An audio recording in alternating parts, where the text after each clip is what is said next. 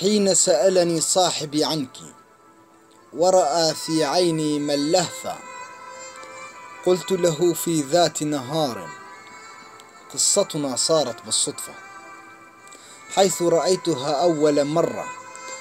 قالت لي لا تأتي الغرفة فالغرفة عندي مسكونة، من يدخل في غرفتي هذه قد يعرى الثوب وقد يحفى. فذهبت لعراف شاطر كان فطنا صاحب نهفة،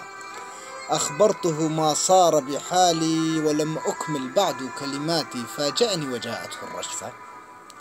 نظر إلي بعين تبرق، خطف القلب مني خطفا، يتبسم حينا ويتمتم لجواره أشياء تخفى،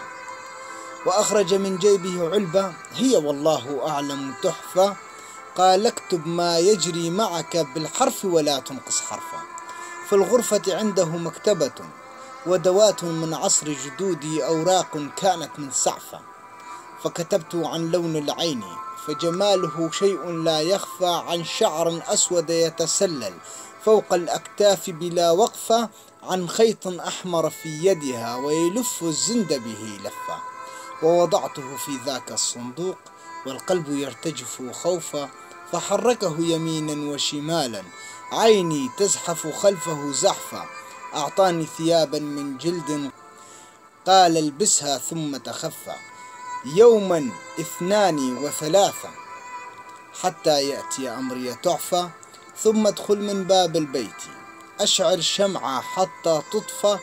في الغرفة يسارك لا تنظر حتى تقترب من الشرفة، بيمينك توجد مكتبة فالرف الثاني من الأعلى توجد ورقة فيها الوصفة، اقرأها كثيرا وتمعن فيها عنوان المستشفى، اذهب وتعالج من حب لن ينفعك فيه الرأفة، فحبيبة قلبك يا صاح تركيبة قلبها مختلفة، فلعل الحب بلا أمل يجلطك يصيبك بالرشفة، الحق نفسك أنت مريض من حبك يوما قد تشفى.